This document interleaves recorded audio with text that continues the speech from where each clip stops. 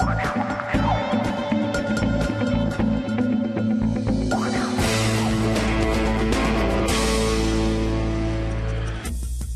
Ukraine, it's a confrontation between a Western-backed boxer and a Moscow-backed strongman.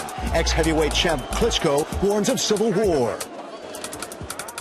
President Yanukovych and Russia say the opposition is hijacking an elected government. The West offers a bailout if he accepts a reform-minded government. Could Yanukovych yet reject a deal with the West if the IMF keeps insisting on currency flexibility and slashing utility subsidies? Or could the opposition accept an uncomfortable compromise to trade prison cells for the halls of power? How should the EU intervene now? Hello, I'm Chris Burns, and welcome to The Network, hard talk with a matrix of newsmakers. Wired into this edition, here at the European Parliament in Brussels, Rebecca Harms, German MEP. She's a member of the delegation to the EU-Ukraine Parliamentary Cooperation Committee. She's with a group of the Greens. And also at the Euronews Brussels studio, Amanda Paul of the European Policy Centre. And here at the European Parliament as well, Stephen Blockmans, Senior Research Fellow and Head of Unit at the Centre for European Policy Studies, or CEPS. Welcome to all of you. Let me ask a question to all of you, starting with Rebecca. Is Ukraine on the brink of civil war, and whose fault is it? Is it Russia, the EU, or both? So this day showed another very tough escalation of violence in the streets of Kyiv.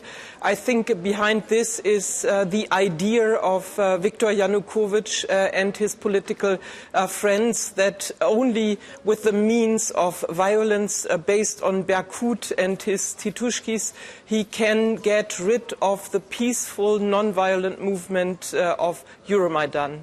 Okay, by the way, I might mention that we invited both the opposition and the government, but they were unable to attend due to these latest dramatic developments. Let's go to Amanda. Who do you blame for what's going on now? Yes, I would agree. We can principally lay the blame at the door of President Yanukovych and his allies. He's clearly not interested in any sort of real political settlement. Violence is not the way ahead, but I think from the other side, the protesters are not going to go away, no matter how much violence he puts at the door. They are going to fight for their freedom, and we've seen they're ready to die for that freedom. Okay, fight. Stephen, do you see civil war coming up? Not immediately, but I think there is a heavy risk of radicalization, which we also see on the protesters' side. So while I agree with the previous speakers that the Berkut and the government that supports them are driving the crackdown, there's a responsibility on the opposition leaders as well to restrain the forces on Maidan. But we're seeing them. It's difficult for even the opposition to keep a handle on this. Rebecca, do you see Ukraine breaking up, and to whose benefit? My feeling from the very beginning of this movement against corruption and in favor of rule of law, that this citizens' movement is much stronger than ever before in Ukraine. Okay. And so I think this fight against corruption is what makes Mr. Yanukovych and others so nervous. Do you see it that way, Amanda, or do you see the Russians worried about losing control, and maybe they would like to keep, for instance, the port of Sevastopol for their navy? Well, absolutely. I mean, Russia sees Ukraine as an indivisible part of Russia. They want to keep or have a government in place that has their interests at the heart of its policies. And we've seen already that certain representatives of Russia's political elites have spoken out about supporting breakaway regions, including principally Crimea and eastern regions. So, yes, Russia does have an interest, a significant interest. Yeah, Stephen, do you see it that way? Absolutely, I agree. The Russians have an industrial interest, of course, in the east of the region, and the Black Sea Fleet is based in Sebastopol in the Crimea. Both regions are Russian-speaking majorities and feel culturally more affiliated to Russia as well. So how to avoid a conflict like this, Rebecca? I would really like more presence, European presence on the ground in Kiev. I always fighted for an ongoing observation mission, people being there from Europe, talking with all sides to fight also against new escalation. This idea for the moment failed. We are not there. I'm here. I don't agree with this weak presence of the EU. Amanda, there are some people who argue, Germans, some German officials, for instance, are arguing that it really should be the OSCE here because the Russians are part of that, and they would be more of, say, a neutral or all-encompassing sort of observer.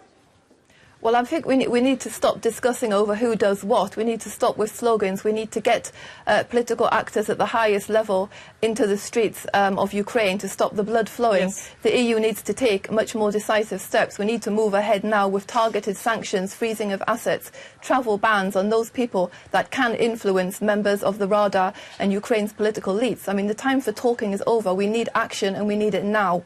Okay, what about the offer that the EU is making that Mr. Yanukovych walked away? Some say that he was right in not accepting the way it was. Stephen, do you think the EU was offering enough to Mr. Yanukovych to accept a deal on an association agreement? Well, the offer was not to Mr. Yanukovych himself. The offer was to Ukraine and the Ukrainian people. I think the offer in itself was good enough. Perhaps the short-term to mid-term economic impact could have been negative on the Ukrainian side, especially with this country teetering on the brink of bankruptcy. And there the EU could have been more forthcoming already in an earlier stage with providing technical and financial assistance. Rebecca, there's a Polish member of parliament who is calling for a Marshall Plan for Ukraine instead of Marshall. Sorry, for what? He's calling for a Marshall Plan, kind of an aid package for Ukraine instead of a martial law. I would really prefer the EU to come with better offers for economic development and stabilization of the country. But so far, IMF, the United States and Europe are only negotiating on this. All right. Do you think, some argue that the Ukraine should go for both an association agreement with the EU and then some kind of trade arrangement as well with the Russians? Do you see that as a way out, Amanda? Well, ultimately, it would be the optimal scenario that Ukraine could have its first choice European integration, but also continue to have good economic relations with Russia, because this is a key partner of Ukraine. They need it. But so far, we haven't seen any flexibility from the Russian side to allow that to happen. Okay.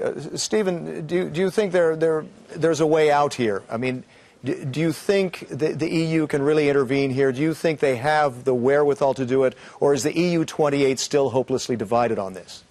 The EU28 is divided on a membership perspective for Ukraine.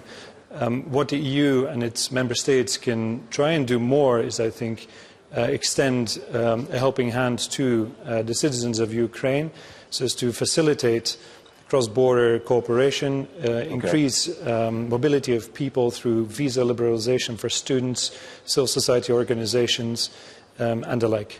Do you see it that way, Rebecca? Do you think that's the way out? Or is it hard to get the EU28 together on this? They don't all want the Ukraine to join the EU, for instance. So I think the main problem was that the interests in good relations with Russia were dominating all things we prepared for Ukraine. First thing we have to manage is to stop this development into a civil war. The new dead people in the streets of Kyiv, this is also the failure again of the EU.